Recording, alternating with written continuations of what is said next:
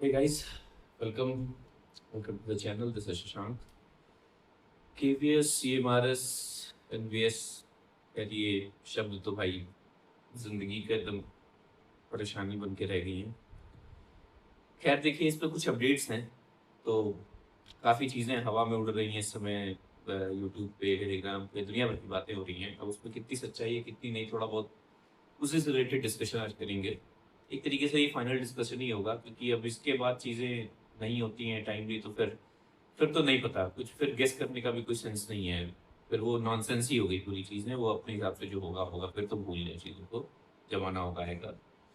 2-3 बातें करते हैं। जैसे मैं एक देख रहा था, जैसे एक मुद्दा जो उठ के आ रहा है, यस, कि जहाँ तक है, जब तक क्लास 10th के जो बोर्ड सेकंड वाले हुए हैं, जब तक उनके रिजल्ट्स नहीं आ जाते हैं, ऑब्वियसली हमारे रिजल्ट्स नहीं आएँगे। तो काफ़ी हद तक एक वो बड़ा मुद्दा है जिसकी वजह से ये बात मुझे सही लग रही है।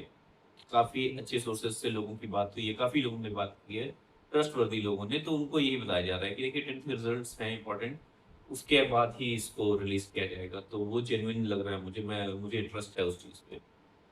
जो एक्सपेक्टेड है सच में वही है कि जुलाई एंड तक, मतलब 20 जुलाई 20 के बाद कभी भी, मतलब 15 के बाद इनफैक्ट कभी भी आ सकता है रिज़ल्ट हमारा। अब वो ईएमआरएस का भी साथ आएगा, केवीएस के, इसकी भी कुछ, हालाँकि आ जाना चाहिए।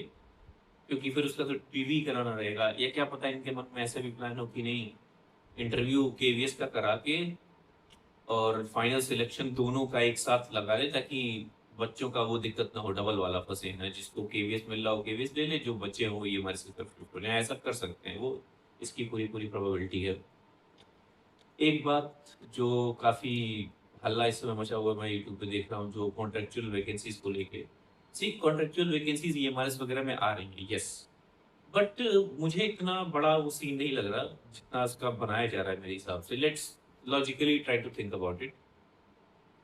मैं कहता हूँ जुलाई एंड में आती है, मान लो रिजल्ट आ जाता है आपका, 15 से 20 दिन लगेगा, आपको नोटिस देंगे वो कि चलो 15-20 दिन बाद टीवी शुरू होंगी। इतना जल्दी नहीं हो जाएगा कि हाँ अगले हफ्ते बुला लेंगे आपको टीवी में, ऐसे नहीं होता चीजें। 15-20 दिन, 15 दिन तो मान लो। तो अगस्त का काफी हद तक मिड चला जाएगा। अगर वो डीवी के लिए बुलाते हैं, फिर डीवी में 15 दिन एटलीस्ट लगेंगे। उस 15 दिन के बाद 15 दिन और एटलीस्ट 15 से 20 दिन और लगेंगे, फाइनल कंपिलेशन में 2x बुलाएंगे।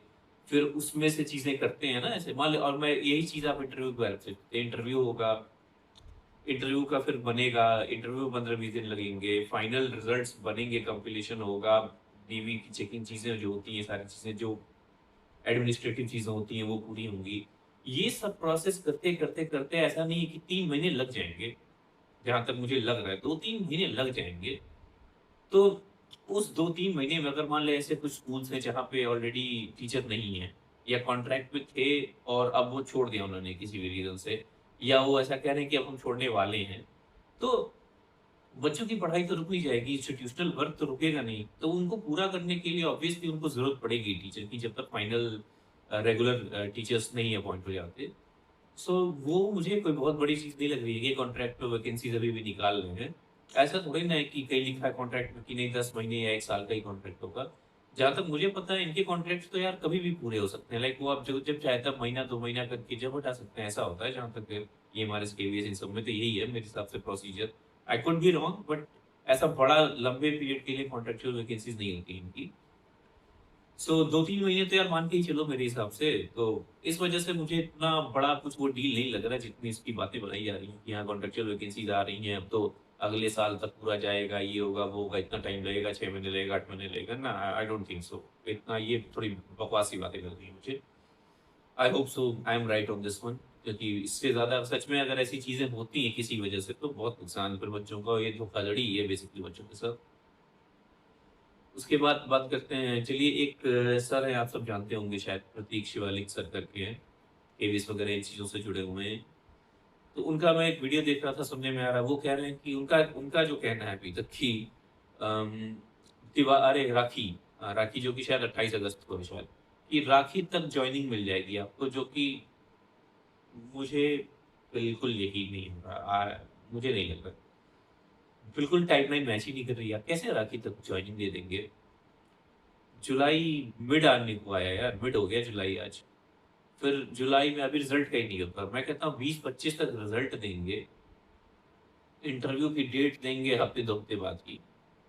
2 हफ्ते से या 10 दिन से पहले स्टार्ट नहीं करा पाएँगे। ऐसा नहीं है कि कल रिज़ल्ट दिया कहेंगे परसों से आ जाओ इंटरव्यू देने। I I don't think so that's possible और वो बेवकूफ़ाना हरकत होगी, ऐसे नहीं करना होता है, चीज़ों को थोड़ा टाइम देना होता है, लोगों को स्टेबल होने का। अभी तक तो सबका दिमाग ही खराब कर रखा है आप लोगों ने। फिर रिज़ल्ट इंटरव्यू चलेगा, डीवी होगी, वो काफ़ी चीज़ें होती हैं, वर्क करते-करते ये अगस्त बचा ही कहाँ कि अगस्त में आपको जॉइनिंग दे देंगे। अगर रिज़ल्ट आ भी जाता है राखी से पहले, तो हफ्ते भर में जॉइनिंग थोड़ी ना करा देंगे यार वो। कुछ टाइम देंगे उसमें भी उसमें भी क्योंकि पूरी देखिए जॉइनिंग्स एक साथ पूरी कंप्लीट नहीं होती हैं।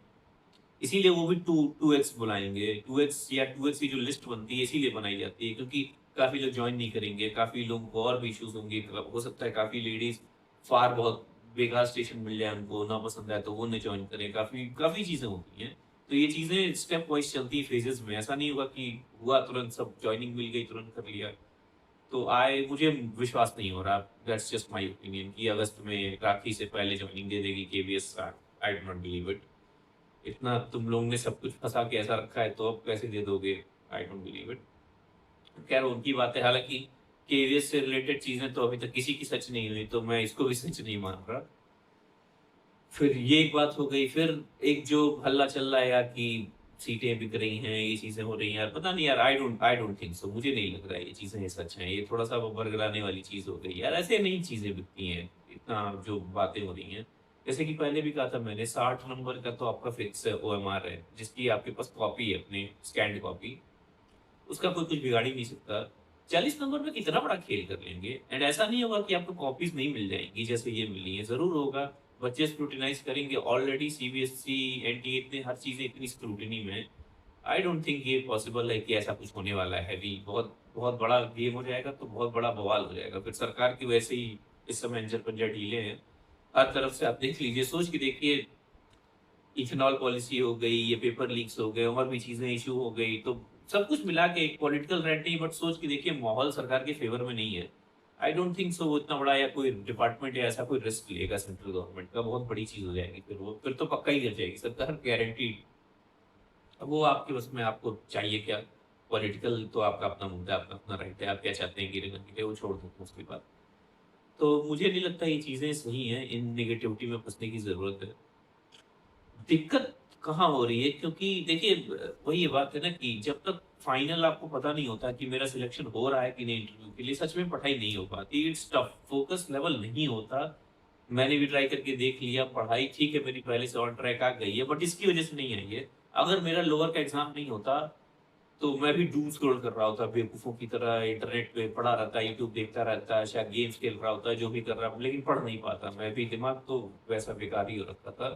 थैंकफुली वो पेपर अलग है, डिफरेंट है, जिसके बारे में पहले से सोच रखा था, मेरे प्लान में था, तो मैं थोड़ा उस पे फ़ोकस कर पा रहा हूँ।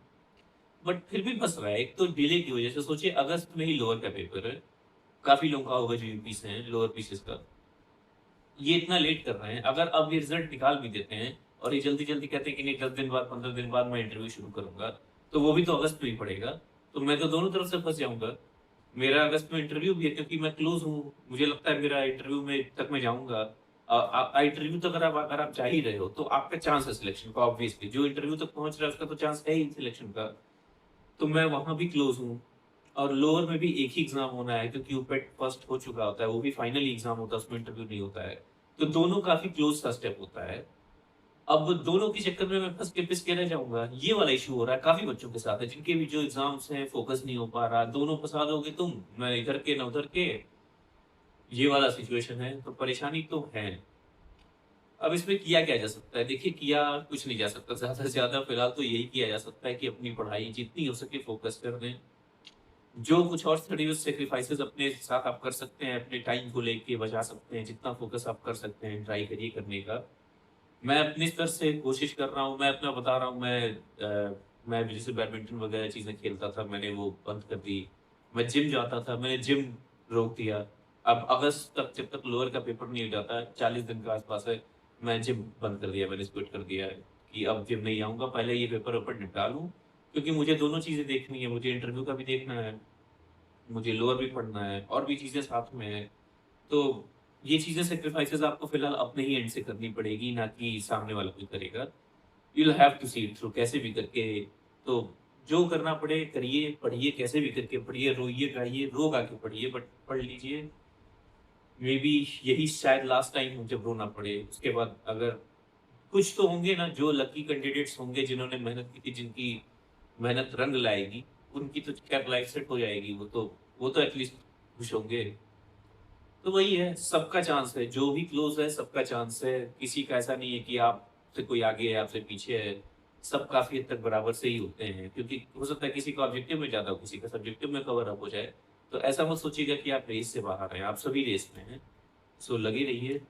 आई होप सो जल्दी से जल्दी ये चीजें सॉर्ट आउट हो जाए, जल्दी से जल्दी हमें पता चले कि नेक्स्ट स्टेप होगा क्या। जो निकलेंगे वो निकलेंगे, उनको तो कॉन्ग्रेचुलेशन सभी से। जो नहीं निकलेंगे एटलीस्ट वो आगे की किसी चीज़ों पे फोकस करेंगे, क्योंकि फिर वो कंपटीशन भी तो हटेगा। वो जो कंपटीशन जो क्रीम क्रॉप था ऊपर का, जो कहीं न कहीं सेटल हो जाएगा, वो शायद फिर दूसरे कंपटीशन से हटेगा। कहीं और जगह बाकियों को मौका मिलेगा।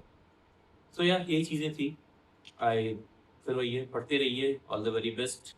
और हो सके तो थोड़ा इन चीज़ों नेगेटिव चीज़ों से दूर रहिए। ज़्यादा न्यूज़ उसके चक्कर में मत पड़िए, ज़्यादा फ़ायदा नहीं है। इसीलिए मैं रुक-रुक के कभी-कभार ही आता हूँ, ऐसा कुछ जब ज़्यादा चीज़ें सुनाई देती हैं तब बात करते हैं।